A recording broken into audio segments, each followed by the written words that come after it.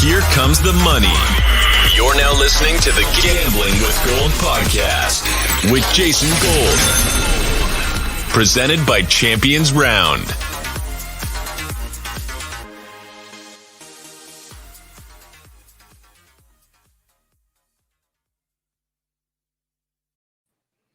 Hello and welcome back to Gambling with Gold. My name is Jason Gold, and as always, I am joined by my buddy from the Action Network, Dan Titus. Dan, we made it through the NFL season. We are in the playoffs, baby. How you feeling?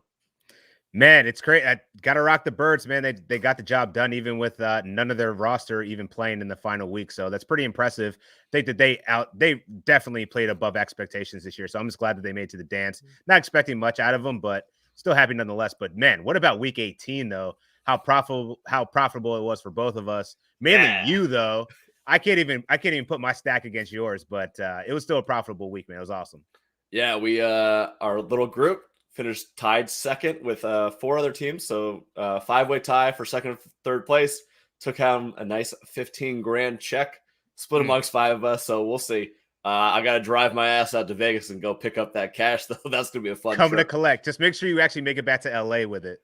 Shout out to the guys from Circus Sports who gave me a call today. Do you want the money in cash or check? Yeah, I'll take the straight cash, homie. Rub me that cash, homie. So that was a really fun phone call, fun week, great sweat, week 18. Chargers not getting it done was a little disappointing, but the most fun degenerate, as I texted you, because we were hyped about everything going on in week 18. I was lit by the time we got to Sunday Night Football. I was watching it like this, really excited about what was going on, but having a blast. What a game. I really wish it would have ended in a tie. Yeah, I mean, it was so close, man. Like, we were talking about it, we were joking about it, and then it actually could have happened if Brandon Staley just trusted the process. But, you know, he had to call the timeout. He got shook. It's like, all right, well, guess this isn't going to end in a tie. But it would have been interesting to see Daniel Carson at least try from 56. And then if he missed it, I think we all would have gotten what we all really wanted. But it was still fun nonetheless. It was a great game. The Chargers comeback, I mean, that 19-play drive in like a minute 40 was insane. Herbert just... That's your boy, man. And he just proved it. Like, even though we're not going to see him in the playoffs, I felt like that already solidified him as that, this guy is he is the real deal. Like, there's no questions about it. Never count out the Chargers when he's back there slinging it. I'm excited to see where the Chargers go next year. Maybe Staley backs off a little bit from, like, I'm a full analytics guy. Right. I'm all in on it. I think he made a lot of good decisions this year. I think he's getting killed for unnecessary reasons, but maybe we need to back off just a hair. There is something to being maybe a little old school football will help you out. All right, let's move on to wild card weekend. We have quite a few Champions Round stuff going on. So let me lay it out for you. We have a snake draft feature right now. You can go and join a league with 6 of your friends, 12 of your friends, whatever you got going on. Do a snake draft. You get 5 players, super flex. All you have to do is set your lineup once. It goes through the rest of the year. You can boost a player. It's a great little program we have going on there. And then our Boost Ball product is back. We also have 4 7-stakes contests this week. We are giving away like the most amount of giveaways possible. There's a 7 stakes for Saturday, Sunday, and Monday. I feel like reading them off to you. And then we have 2 more giveaways on top of that because we're crazy. So Saturday, we have a Bills mystery box, a Patriots mystery box. That's like the entry level. That's like the let's see what we have going on. Starter package. Then we get into Sunday. Sunday, we have it Devontae Smith, Jalen Hurts, George Kittle, Elijah Mitchell, and Chris Godwin. What? That's not bad. Then we get into Monday Night Football. We got a Kyler giveaway, Cam Akers, Darrell Henderson.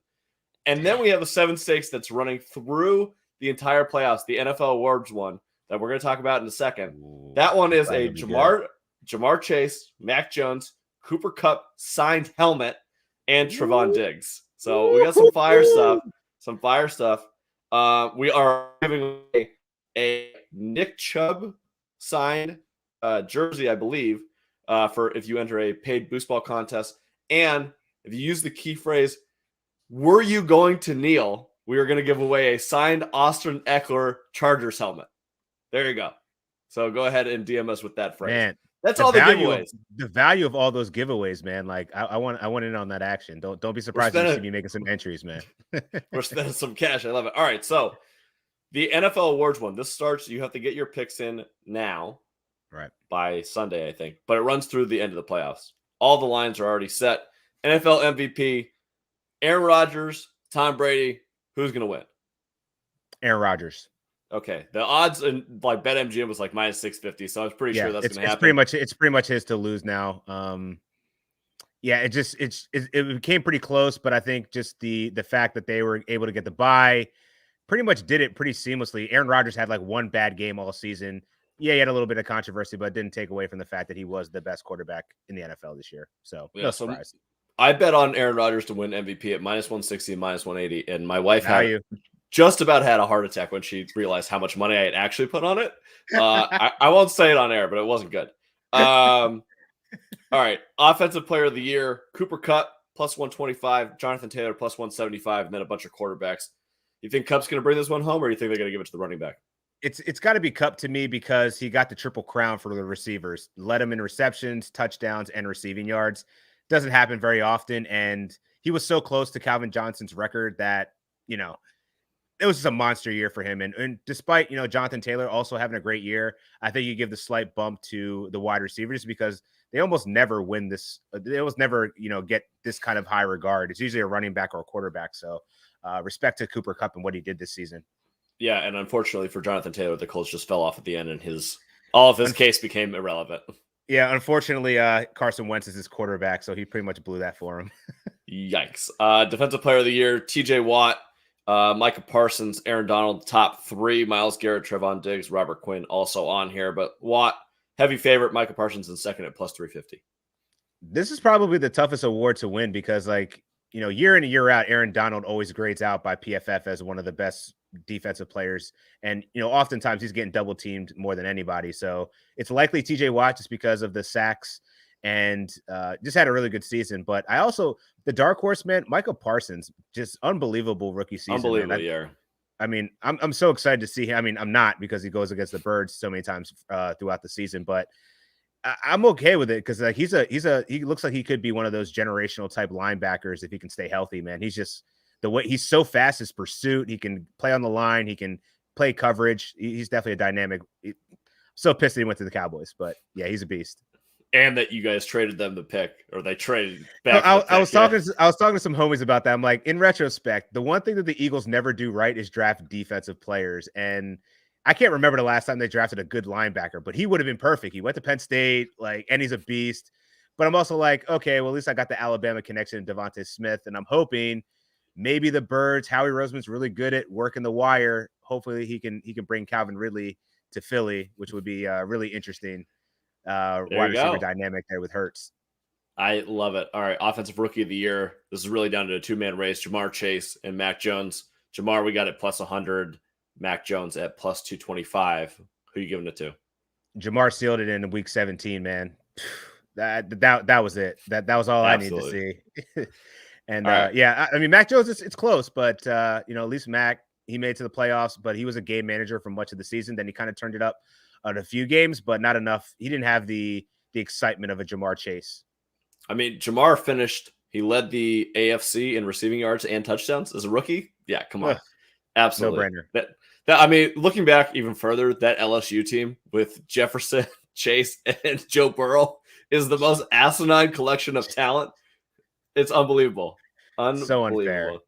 All right. Defensive rookie of the year. This is obviously going to be Micah Parsons. Yeah. Patrick Surtain, second at plus 800. Parsons, look, guy who took off a year, comes into the league automatically and is going to finish top 3 in NFL Defensive Player of the Year. That is just crazy. Just crazy. Who would you compare him to?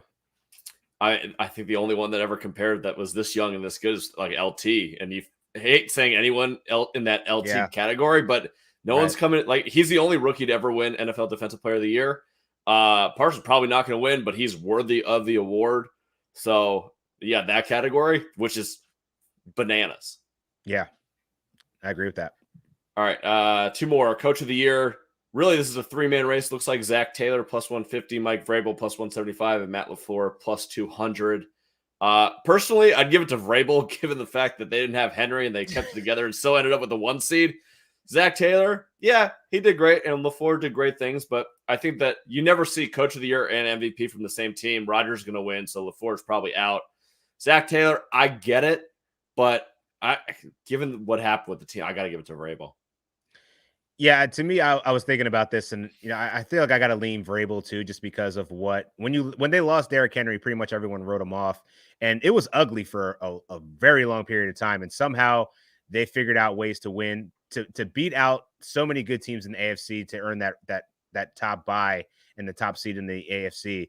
No one saw that coming, and especially from this weak division. So I think Vrabel was definitely the one that really outshined his peers. Now, Cincinnati, I think Zach Taylor's definitely second to that, because I don't think anyone really saw the Bengals making this kind of an impact this year, especially with Burrow coming off such a serious injury. But to win the AFC North, man, poof, that was a very nice surprise too. So I give it, those two are my front runners for it for sure. All right, splitting kind of the vote with Zach Taylor, maybe Joe Burrow, comeback player of the year. It's our last question, 7-6. This is really between Dak and Joe Burrow. Jack, I got it plus 125, Burrow at plus 200. For me, to be honest with you, I think that Burrow had a better year than Dak. They're both coming off of very serious injuries. I think that Dak's, just because it was like the ankle coming out of the, like, whatever, it was disgusting. I don't want to talk about it. It was more of a moment that he got hurt, so maybe that gives him the edge. But, like, I don't know. I think Burrow's been the better player this year. I agree. I think Burrow was the most consistent, more consistent quarterback. He played more games, and we saw the biggest swing in their team's turnaround with the Cincinnati Bengals, and it was really off the strength of him. Joe Mixon had a good season, but if Joe Burrow isn't making Jamar Chase the offensive rookie of the year and getting T. Higgins at 1,000 yards, Tyler Boyd also had a quietly good season. So yeah, I think Joe Burrow is the one that wins this award here. All right. That does it for that. Let's move on to Super Wild Card Weekend. Saturday, early game, 1:30 Pacific. Raiders plus 5.5 at the Bengals, who we were just talking about. Over under is 49. This line has come down, started at 7. We have the bet percentages on Action Network. 40% of the bets and 77% of the money is on the Raiders. In terms of the over, 39% of the bets and 86% of the money is on the under. From my perspective, I have already bet the first half under. I got it 24.5. Like that. What do you think about this game? Yeah, for my gut was telling me to go with the Raiders at +6, and now that it's sitting there right now, like I'm almost going to pull the trigger on it. The Raiders just have something. I know we were talking about how much we thought that the Chargers were going to make their statement, but that defensive line for the Raiders just wreaked absolute havoc. And Justin Herbert did a great job, but they were just so disruptive. And I can't help but think that we don't know what Joe Burrow, how serious that injury was in week 17. He kind of limped off the field, didn't play in week 18. So if there's any residual damage there and there's a chance for the Raiders to get to the quarterback, I think that they could actually make this a competitive game. And for some reason, this luck of the Raiders, they've managed to stay in these games when they have no business doing it. So strength of Derek Carr a little bit. Zay Jones is actually having some kind of resurgence. Imagine if Darren Waller actually gives it a go. You just have another weapon there with Hunter Renfrow. And Josh Jacobs can run the ball. I think that they could at least keep this within a touchdown. So 6 points. I feel like I got to lead in the Raiders here, which looks like the sharp money is also going right now. Yeah, sharp money definitely on the Raiders and the under here. My perspective on this game is that very high variance. I could see the Bengals winning by 30. I could see them absolutely getting demolished. The Raiders, like you said, like Derek Carr's, I don't know, he's got some sort of genie in his back pocket right now. He's been awesome. The Bengals, look, both quarterbacks have not started a playoff game before, which you'll hear that stat a lot this week. Playoff games, usually quarterbacks that haven't started, they usually don't perform great. Derek Carr has been in the playoffs before, but like he didn't start because he was injured, but his team has. Definitely just a more experienced quarterback, but Joey B doesn't seem like he's scared of shit. And he's played in every big game that you could possibly imagine, so I don't anticipate him playing badly. But he is like one of the most sacked quarterbacks in the league, and if the Raiders do anything really well, like you just said, they rush the quarterback. So, yes, I would like to be on the Raiders plus 5.5, +6. I don't feel great about it. I think that the NFL really put them in schedule hell, to be honest with you. Sunday night, emotional, and then you get the first game of the playoffs, and you have to travel. It's a horrible situation. If this was a regular season game, you and I both know that we would be all over the Bengals in this situation, just based on the travel. So If I'm taking out the playoff part of this, I think that I'd lean towards the Bengals. But given the variance and the fact that the Raiders can really get to Burrow, I'll lean towards the 5.5. Don't think it's going to be one of my best bets, but I do like the under. I do think it's going to be kind of a slow game. Quarterback's not used to the situation. Pit boss Rich Bisaccia, not really familiar with the playoffs. Neither is Zach Taylor. I think it'll take some time for them to get used to the situation. All right, second game on the board. Saturday night, we have the third meeting. Patriots +4 at the Bills, over under 44. We're not going to get the win this time. It's not going to be as bad, but we're going to be in freezing temps with a little bit of snow. Dicey for the Bills, who want to play at the fastest pace possible.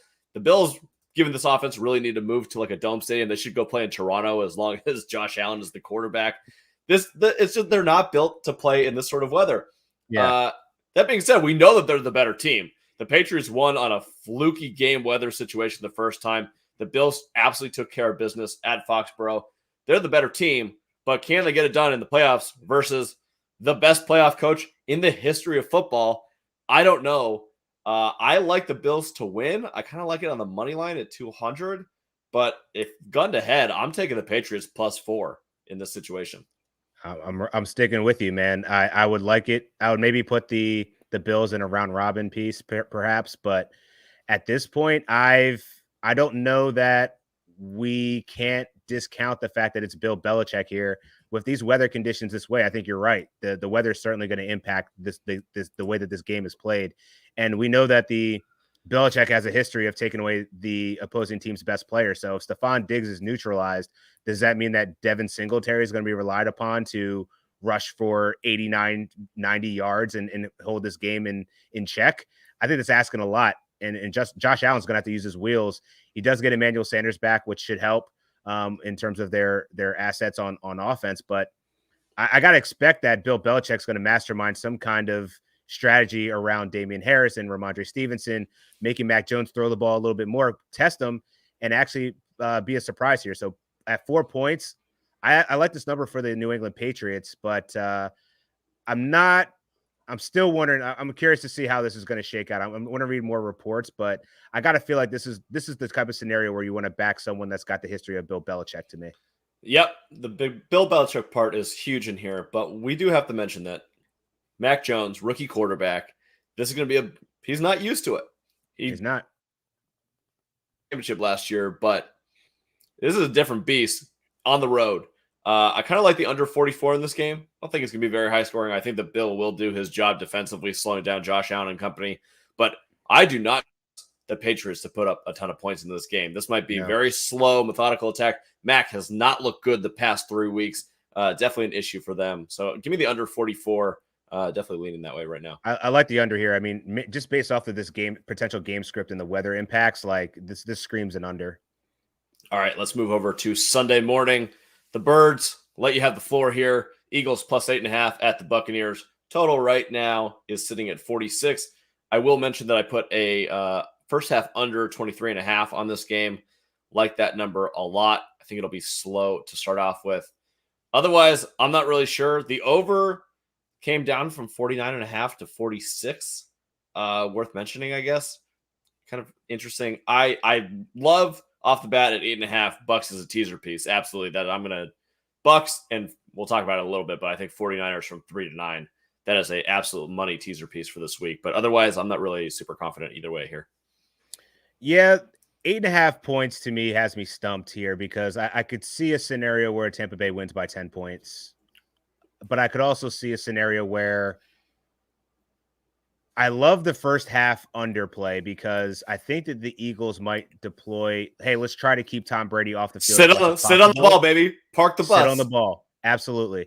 And then once the second half, when that draws out pretty slow, then you get Jalen Hurts a little bit more into the passing game because I don't think that you can rely on the run the entire game and not expect Tom Brady to eventually get the ball and do something. You got to put points on the board, and then you're going to get behind, and you don't want to do that. So I think they're going to have to come out aggressive in the second half, and I think that's where we'll see Jalen Hurts kind of start slinging it a little bit more because that's where you beat Tampa Bay. You beat them in their secondary. Their run defense is elite, but we know that the Eagles have had a lot of success over the second half of the season running the ball. But I think that there's going to have to be some kind of a coaching element change here midway that's going to give them the edge. But 8.5 right now, I haven't felt comfortable laying it just because I feel like this is just a Tom Brady 10-point win somehow, some way. I can't shake that idea. I would like to see more about the Buccaneers injuries and I guess also Miles Sanders too. Does it look like he's going to come back? I'm not 100% sure about that yet. Yeah, he still looks pretty questionable to me. I was expecting this to be a Kenneth Gainwell. I think Jordan Howard might be probably more likely at this point, but definitely some Boston Scott in there. I do think Gronk is probably the wild card in this game because the Eagles are horrible against guarding an opposing tight end. So I think he's going to be heavily targeted. We saw him get his incentive last week. He made it really easy to get 7 receptions for 135 yards. So Gronk still has it. So I think that that's going to be the weakness for the Eagles. On the other side of the ball, I could also see Dallas Goedert potentially having a really good day. Jalen Hurts has been in several different pressers talking about how different coverages Goddard's been open. And he's just been missing them. I think this is the time where he's had a week off. Hopefully they've been practicing and they have a game plan ready to go because he's going to be really needed in the passing game here. All right, let's move over to San Francisco +3 at Dallas. Total is currently sitting at 50.5. Money, 55% of the bets, 78% of the money is on the 49ers. No shock here. 49ers, elite comeback, down 17-0 at the Rams. Epic. Able to squeeze it out in overtime. Helped me out a lot. 49ers are rolling hot. Everybody's healthy. When this team is healthy, they are absolutely dangerous. The whole key for them, will Trent Williams be back? He's got this injured elbow. Kyle Shanahan was non-committal, saying if he would play or not. Dallas also looks like they're pretty healthy. Love the over in this game, 50.5. I want to get it before it hits 51. Like San Francisco +3, I'm very tempted. I probably will play it on the money line just because I think this is the most likely upset of the week. But definitely +3 to +9 as a teaser with Tampa Bay. That is probably going to end up being my biggest bet of the week. I love it as a teaser piece. There's probably a few games that you could pair this with, but I do like including it in here. I've already bet this at +3. I see some books have it at 3.5. 3.5 is obviously better, but I still like it at 3. And the 49ers, to me, they're just a better team right now. Dak has been feasting on really bad defenses. I don't put any stock in that 5 TD performance against the Eagles, second, JV squad or practice unit, whatever you want to call them. And they're going to have trouble running the ball here. They got to find Ezekiel Elliott some running room. If they don't, I think this team's going to be in trouble. And so the Niners are just hitting their stride at the right time. Jimmy G didn't play that great, but then he really turned it up when he needed to. And I think we've seen how dynamic Deebo Samuel really is. I think he's going to be utilized all over the field here. You got the established run game with Elijah Mitchell. This team is dangerous. And you're right. If Trent Williams is in there, that only gives me more confidence in the San Francisco 49ers. But I think they're going to go into Dallas, come out with the victory. I might sprinkle something on the money line here, but I really like them at +3. I think the key in this game for me, for San Francisco winning, is Trevon Diggs is going to go after the ball. This is what he does. He gives up the most yards in the NFL to wide receivers, but he also had 11 picks this season. If he's able to come down with one of these, or maybe 2 of them, the 49ers are screwed. However, if they beat him on the double moves, fake him out a little bit, we're talking 60, 70-yard touchdowns for Ayuk and Samuel. That is a big-time issue. And if Dallas gets in the hole, I understand that the San Francisco 49ers don't have the best cornerbacks in the league, but their pass rush will get home at some points during this game. Dallas does not want to play from behind. They want to get out to a lead. So I would say whoever gets out to a lead in this game is going to end up winning it. I don't think there's a comeback coming in this one. Yeah, and then don't even sleep on Juwan Jennings, who was like low-key the player awesome. of the game, man. He might have won me like a bunch of money. Dude, he won a lot of people a bunch of money, man. And I think he's like the sleeper guy that you might, Trayvon Diggs gets all the hype, but it's those second and third cornerbacks like Anthony Brown. He can be beat. There's quite a few other cornerbacks on this team, this secondary, that can certainly fall asleep here. So I think that the Niners can definitely take advantage here of the Dallas Cowboys being a little bit overrated after a big win over the D squad of the Philadelphia Eagles. Brown lost a game by himself on Thanksgiving. That's all I need to know about him. Like the Raiders threw for like 450 yards against them. So I'm pretty sure that Jimmy G and Kyle Shanahan will be like, oh, okay, we're going to throw at this guy. Screw Diggs. All right, let's move over. Sunday Night Football. This is the saddest game of the day. This should be the Chargers. This should be the Chargers against the Chiefs.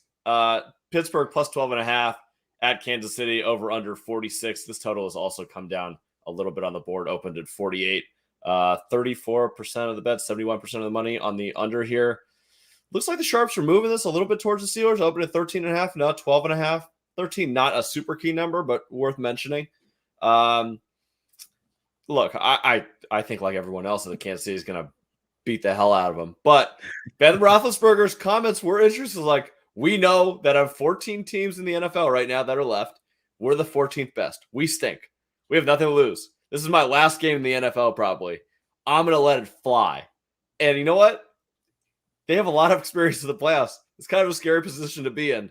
That being said, I mean, yeah, I'm going to still bet on the Chiefs, but would I be surprised if the Steelers come out in the first half and are winning at halftime? No, because the Steelers are stupid, and this is just what happens. I don't know. I feel like I'm going to bet Chiefs minus 12.5, and then like a Pittsburgh money line first half, just why not? I love the hedge. Yeah, this one's the one that's giving me the gross vibes, and it's really because Ben Roethlisberger, as you said it, man, this is his last hurrah. You got to figure he's going to play somewhat up to the competition. I mean, he's awful. He's got awful. He's going up against one of the hottest defenses in the game right now. So it's either going to be, can they somehow figure out how to get Najee Harris the ball, similar to the Eagles? I think they're facing a similar situation where it's like, you got to control the clock, keep the other guy off the field. Maybe you can maintain some kind of competition in the first half. And then second half, you make your adjustments. But we know Andy Reid is not the king of adjustments, and his clock management has always come into play in crucial situations. I'll never forget that as an Eagles fan. So I think that there's actually a way. Like, I wouldn't be surprised if Mike Tomlin figures out some way to control this game. And the Steelers defense has been okay. And if you can get a pass rush on Pat Mahomes, make it uncomfortable. Tyreek Hill is not 100%. That certainly matters. But, yeah, I don't have a lean yet. I feel like the obvious answer is, yeah, Kansas City 12.5. But part of me is just like, this just seems like one of those Tomlin underdog spots yet again, where he just surprises and gives you a backdoor cover on some bullshit. Yeah, I can't call it. I'm so scared of Pittsburgh. I know that I'm going to get screwed up. They're so bad. They're so bad. But that's why this is like the grossest territory that we need to. This is like we're entering the Jags money line territory of last week, right? This is the Houston Texans versus the Titans type situations here. It just makes sense. It's too much sense, but I can't do it. I can't pull the trigger yet. The prop that I'm going to end up playing, because we're talking about the Steelers potentially sitting on the ball, not giving it to Mahomes. There's only so many times that you can run Najee and Benny Snell, who stinks. He's so bad. He's so bad. Chase Claypool over rushing yards. I feel like all of those jet sweeps are happening all day long. He's going to get about 4 or 5 of those. And look, if his rushing yards, I don't know if I'm going to be able to find it, but it's probably like 5.5, 6.5, something like that. Way over. That is a smash spot for me. Yeah, they're going to have to get creative with this offense because we know Ben can't really throw the ball downfield. His ADOT is atrocious. So you got to expect, I don't know, but maybe I don't know. See, this is the type of situations. Pittsburgh wasn't supposed to make the playoffs here. Fucking Pittsburgh.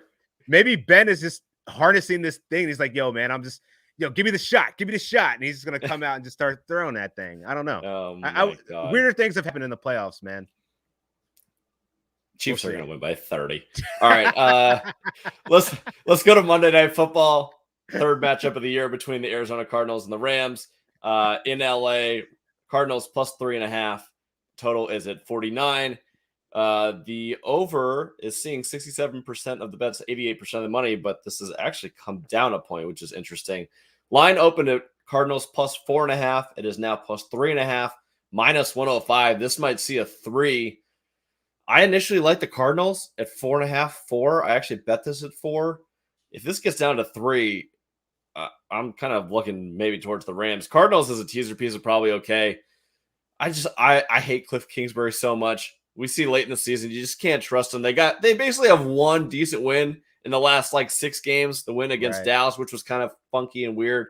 The Rams not playing much better. Stafford's throwing. I mean, Stafford, yes, interception is like the easiest bet in the world right now. I anticipate seeing some scoring in this game. I anticipate Cooper Kupp having a great game. No shock there. Don't necessarily know where I'm leaning right now. If he gets to 3, I'll definitely bet the Rams, but I'm kind of lost on it. This is like, do I fade Stafford or Cliff? I don't know what I want to do. You said it best. That's literally what I was going to say. I haven't. That's what I'm mulling over right now. It's like Cliff doesn't make sense. Why would I back him in the playoffs? Stafford, I was saying it last week. I don't trust him in the clutch, and look what happens. So at this point, I think the numbers are right. I would take the Cardinals at 4.5. I don't know that I want to take them at 3. So if it does get down to 3 for the Rams, I think I might have to buy in on the other position there. So that's the trade is gonna. I feel like I want to be on both sides here, but it's got to be the right number. So maybe I don't know. Maybe you tease up the Cardinals a little bit there. Give yourself a little bit of edge. This probably won't be a blowout, but then I just can't trust either side of this. You know what I mean? So this one I'm gonna take a couple of days to think about this one, but yeah. My gut tells me I want to trust the Rams over Kingsbury, but I don't feel good about it. That's kind of where I am too, and I'm kind of going to maybe the NBA gambling ism in my brain, which is stars win. You always bet on the stars, and the Rams got a lot more stars. They got a lot. The Arizona Cardinals do. We finally saw what they paid for in Von Miller at the end of that game, and those are the types of things that you need in playoffs. It was like someone just needs to make a play. I trust that the Rams have way more playmakers to do something than relying on like a Christian Kirk bomb or something like that, right? Or Zach Ertz across the middle. Nah, not it. Let me say one thing to Sean McVay. Stop running the fucking ball on first down. Go throw the ball a little bit. It's going to help your offense. I thought you were smart. You're supposed to be the smartest person in the NFL. Everyone's told me so. Stop running the ball. He's been getting bailed out quite a bit, but yeah, if I had to put up Sean McVay versus Kingsbury, well, that's not close. That's not close. It's not close. So let's go with the smart man. Let's go with the. I like that the Rams are at home. They have another shot to do this right after losing a tough one against San Francisco. So my lean is the Rams, but I don't love it. And McVay's had some success in the playoffs. They won a playoff game last year with Jared Goff with 4 fingers on his right hand. Well, he went to the Super Bowl with Jared Goff. And Kyler's never seen the playoffs before. Cliff's never seen the playoffs before. Now I'm talking myself into the Rams. I hate myself. Okay. So we'll talk about all the games on Friday, give our official best bets. Probably on every game, we'll do 1 or 2. Before we head out of here, I want to talk a little bit about the coaches that got fired. Some of the interesting movement there. Right now we have Vikings are open, Denver's open, Miami's open, Giants, Joe Judge, see you later, buddy. He's out. Chicago's open, Jacksonville's open. Raiders may be open, although I think that Bisaccia is going to end up getting this job based on the fact that they made the playoffs. Maybe he might be playing for a head coaching job this week. I don't know. So let's leave them out for now. Obviously, the most shocking firing, we'll talk about Brian Flores. What was your read on that situation? My read is that they must have other plans in mind that they've already negotiated behind the scenes to up and fire a guy that got you into the playoffs last year and had you on the brink of it this year, played with essentially no amazing talent, right? Like he didn't even want to as his quarterback. He was still forced to play him, and it still was successful. He made this defense way better. And at this point, they even drafted well. Like maybe that's a GM, but it's also a head coach decision. Jalen Waddle was a great pickup for them because they're not getting what they need out of Devontae Parker. This team exceeded expectations. They were not supposed to be anywhere near close playoff contention. So to fire him was just very perplexing.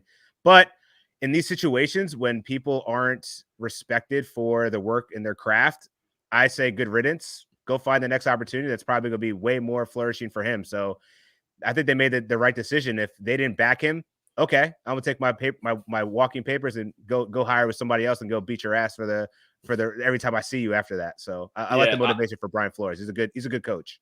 I think that, I mean, if he gets his offensive coordinator, like having 4 and 3 years is really weird. There's definitely some issues going on there, and he lost a power struggle in Miami. It's okay, it happens. I think he'll find a job, one of the 6 that are open right now. I don't think that he would take something like Jacksonville. Doesn't really make sense for him to do that. It's almost like another rebuild for him. Like I don't think he wants to do that. I could Minnesota or Denver makes a lot of sense for him. Denver, they probably wanted away from the defensive-minded head coach, but if you get him a solid OC and just let the OC go do his thing, give the OC a big deal, That's someone that you're like, okay, you're the guy. You're going to be here. You don't need to try and take a head coaching job. I think that would be a great situation. Minnesota also would make a lot of sense. The problem with those two teams, again, like they just came off of defensive head coaches, which are great CEO types. But if you want to change it up, usually they zigzag, right? You have an offensive guy, defense. So I'm not sure. I assume that Brian Daboll is going to get interviewed for all these jobs and potentially get one of the jobs. But I would love to see Flores in Denver with a great offensive coordinator. Yeah, I wonder if Eric Bieniemy is going to be revisited as a potential head coach candidate. I think him and Brian Flores would be amazing together, but I don't know that Brian Flores wants to be relegated back to a defensive coordinator position, even though he'd be great at it. Some people are just, I don't know. I feel like if you want to have the winning formula, you put the team around you to do it. And I think it's about time Bieniemy kind of got that, because Flores is relatively young, right? Bieniemy's been around forever and he still hasn't got a shot. So yeah, I'm curious to see what pairings kind of come up here. But you mentioned Joe Judge. And I was hitting up some homies, some New York Giants fans that I have, and it was funny because initially, as all these firings were coming to the public, Joe Judge was like the one that still eluded the inevitable, and it didn't make any freaking sense because like I didn't realize how bad he was. But then I went to the Twitter machine and figured out, man, this guy is god awful. Since 2020, since becoming the head coach, the Giants are like dead last in every offensive category that there is. And for this guy to be hanging on for his job for as long as he did, how does he outlast Matt Nagy, who was awful? How does he outlast Mike Zimmer, who was awful? He was by far the worst. So thankfully, Giants fans, you got your wish. Gettleman's out of there, retired. I can't believe he actually got. He's one of those old VPs. It's like, oh, we're not going to fire you. We'll give you your golden parachute. But Joe Judge, thank God he got fired because he was god awful. And Mike Zimmer, we were talking about him well before in the middle of the season. You're the Zimmer guy. Knew that was coming. I just wish they did it in season because it would have made my take look a lot better, but it happened. So I feel somewhat validated for that. And then Matt Nagy, god awful. He should have been fired a year ago too. Too many bad decisions. Started Andy Dalton in the beginning. Tried to make it seem like that was actually a real thing. It wasn't. Doesn't do anything on offense. Allen Robinson, god damn, that was just like a fall from grace. Terrible. Horrendous. Darnell Mooney came out on top though, so shouts to him. But otherwise, yeah, the Bears definitely a disappointment. So all these firings, I'm not surprised by anybody except for Brian Flores. All right, why don't we do this on the way out? Let's power rank the available jobs. So no Raiders, but Minnesota, Denver, Miami, Giants, Chicago, Jacksonville. I'd probably put Minnesota and Denver at the top. Minnesota first, then Denver. But Denver, I feel like people have been talking to these rumors of Aaron Rodgers going to Denver since, before last season. So if that happens, Denver easily top destination. Well, I think that's why it is. Like they're going to get sold. They're going to have a new owner, probably like Jeff Bezos. So good for them. They have they have a new GM, George Patton, who is well respected, who's made some decent moves.